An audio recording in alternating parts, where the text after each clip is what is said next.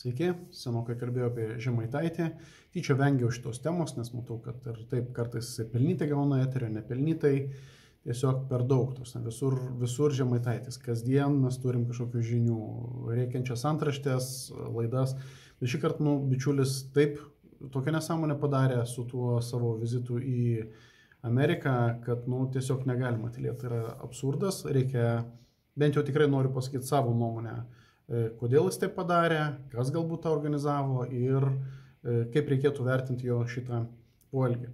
Tai gal nuo to ir pradėkime. Tie, kas nežinote, labai trumpai. 2 savaitės Remigijus Žemaitaitis susirašinėjo su kažkuo, kas iš e-mailo Elonas Muskas, man atrodo net lietuviškai Elonas Muskas, @yahoo.com, jam rašė laiškus. Rašė tvarkingai angliškai, vėlgi tas, kas naudojatės ChatGPT, žinote, kad tai yra tikrai pakankamai nesunku padaryti. Rašys labai gražiai angliškai, prancūziškai, kaip jūs norit, taip jums rašys. Aš lietuviškai kartais darau užklausas, neretai, normaliai lietuviškai atrašo, tekstą gali parašyti. Tai, kad paskui Remigijus Žemaitaitis stebėjosi, kad jam kažkas tvarkinga anglų kalba rašom, tai reiškia žmogus turbūt pats ChatGPT nesinaudoja. Rašė jam laiškus, išprovokavo atviram pokalbiui apie tai, koks blogas yra Nausėda, kaip reikėtų aiškintis, kam amerikonai skiria pinigus per tą USAID fondą ir kokie čia žiniasklaidos priemonės perka, pasak jo, ir kažkurio momentu pakvietė Remigijų Žemaitaitį apsilankyti JAV. Ir ne va tas pats Elonas Muskas kviečia Remigijų Žemaitaitį biznio klase, skristi JAV, skristi ne vienam. Tai Remigijus Žemaitaitis pasiima žmoną, nukeliauja į oro uostą. Ten pasirodo, kad tai yra kažkieno šposas, kad bilietai yra netikri. Ir ten vėlgi tas, kas organizavo visą šitą dalyką, laukia pafiksuotos kameros, kaip Remigijus Žemaitaitis bando praeiti tą bilietų kontrolę nesėkmingai, kartu su žmona priversti su lagaminais grįžti namo. Tai toks yra pokštas. Dabar pasižiūrėkite trumpai, kaip pats Remigijus Žemaitaitis kalbinamas prieš patikrinant šitos bilietus, koks jisai yra pasitikintis savimi.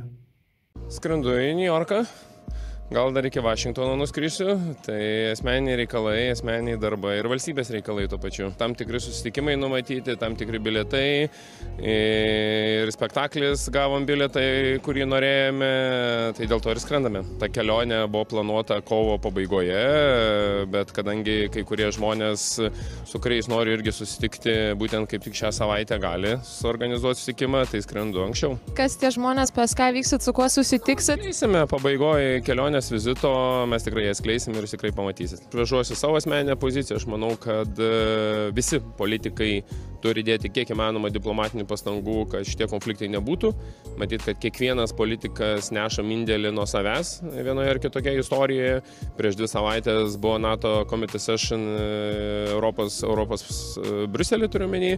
Tai man teko bendrauti ir su vokiečiais, ir su prancūzais, ir su italais, ir su kanadiečiais, ir su amerikonais. Teko labai daug bendrauti, kalbėtis apie procesus, apie pagalbą Ukrainą, kokią būtų galima užtikrinti pagalbą Lietuvos, koks galėtų būti vaidmuo.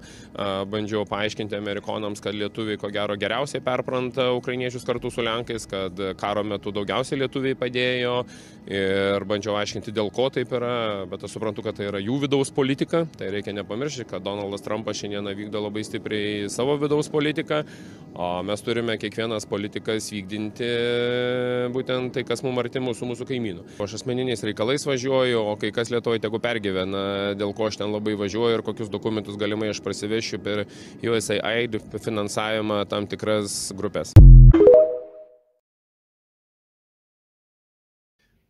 Pirmiausiai pakalbėkime apie tai, kaip galima tokio kalibro politiko, kuris yra ir partijos pirmininkas, partijos, kurie laimėjo 20 Seimo narių vietų dabartinėme parlamente, kaip galima apmulkinti tokį žmogų.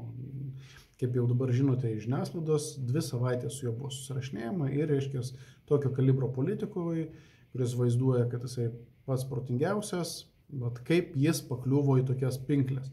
Tai, man atrodo, aš dabar pasakydamas tą sakinį, netyčia ir išsidaviau savo nuomonę apie tai, kad būtent, kad žmogui susuko smegenis jo reitingai, jeigu aš gerai matau karts nuo karto pasirodančius reitingus, jo populiarumas yra antras po Gitano Nausėdos ir panašu, kad vyrukui šita sėkmė, šitas jo populiarumas susuko galvą, nes bet kas kitas, tai galėjo vis tiek, paprastai žmonės turi patarėjus, tai ir tokio kalibro teisininkas turi turėti ir viešųjų ryšių atstovus, ir teisininkus, ir dar gal šiaip kolegas iš partijos, kuriems turėjo pasakyti, kur jisai keliauja, kad neva pas Maską. Kažkasgi turėjo sustabdyti, bet panašu, kad Remigijus Žemaitaitis susirgo žvaigždžių liga.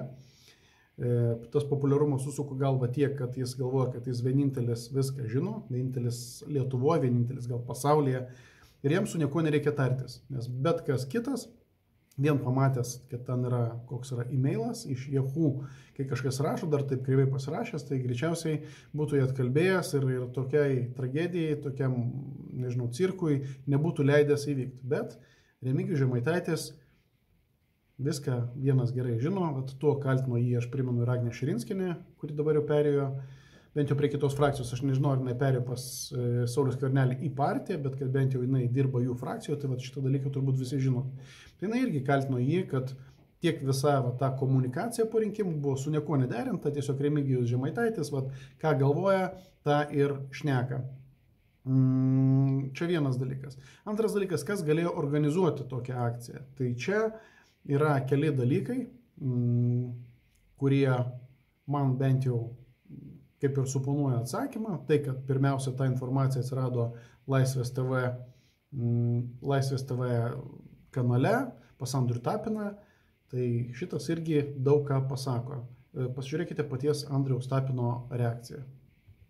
Dar kartą galiu viešai patvirtinti, jog tai tikrai ne Laisvės TV iniciatyva.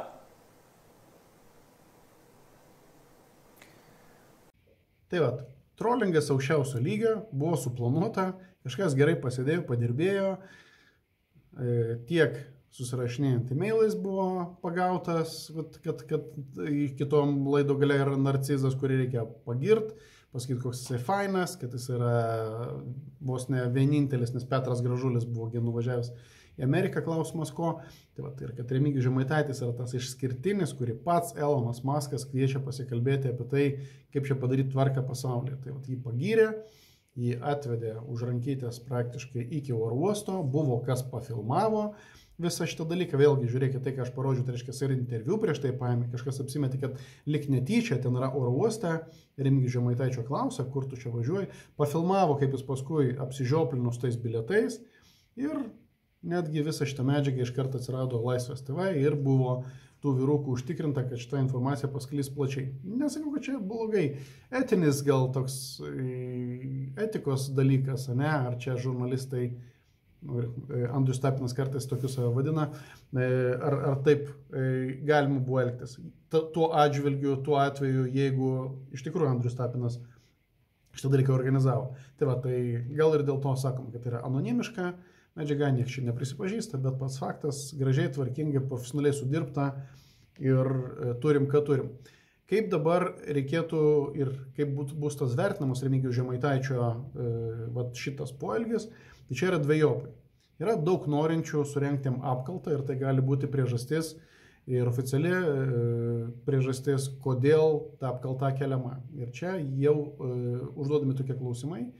Arba suponuojama tokia gal versija, gal taip reikėtų sakyti, kad tai yra tiesiog yra analogija su Monikos buvusios Tėvynės Sąjungos lyderės, vieno iš lyderius, kai jinai į Dubajų skrido privačių lėktuvų, reiškia, nemokamai taip, kaip buvo suprasta, kaip dovana, kurios jinai nedeklaravo. Tai bando datempti Žemaitaitį iki to paties, beje, bando datempti tie bičiuliai, kurie tada gynė Moniką Navickienę, tai dabar tą patį epizodą bando pritempti Žemaitaičių. Tai toks dvigubi standartai, bet čia Tėvynės Sąjungos nariams čia nieko naujo ir tai yra jų metodai.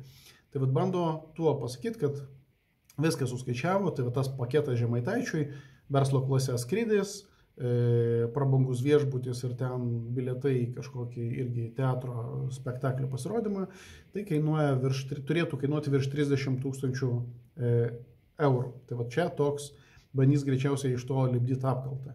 Mano galva tai yra tik etinis dalykas ir čia bus, jeigu ir bus, tai bus politinis sprendimas. Tai tikrai nemaži šansai, kad ta apkalta ir įvyks, nes, kaip ir minėjau, daug norinčių Remigijus atsikratyti, o iš teisinės pusės, tai yra skrist į susitikimą su neegzistuojančiu žmogum su neegzistuojančiais bilietais. Čia toks iš teisinės pusės, atrodo, Remigijus Žemaitaitis dar laimėtų tą teismą, jeigu ten eitų per teismus šitas dalykas. Nes tai, kad tu kaip ir savo visais veiksmais rodėjai nusiteikimą, tai viskas taip. Čia gali būti traktuojama kaip tyčinis veiksmas ir žmogus 2 savaitės tą derino ir net planavo ir darė viską ir savo veiksmais patvirtins, kad buvo tokie ketinimai, bet realios žalos kaip ir nėra. Tai aš toks nevaidinsiu aš čia teisininko, čia reikėtų praktikuojančio teisininko klausti, bet toks keistas dalykas. Bet grįžtant prie to, kad aš manau, kad bus nuspręsta tiesiog politiškai ir tai gali būti ta priežastis, kad Remigijus Žemaitaitis bus dabar jau iš Seimo išspirtas lauk. Dėl ko? Per savo durną galvą. Tai žiūrėsim, kaip vystysis įvykiai. Kiek galėsiu, tiek šnekėsiu. Bent jau čia yra mano nuomonė, jūs turėkit savo. Labai gražu, jeigu mes sutarėm. Nieko tokio, jeigu mes nesutarėm. Iki kitų kartų.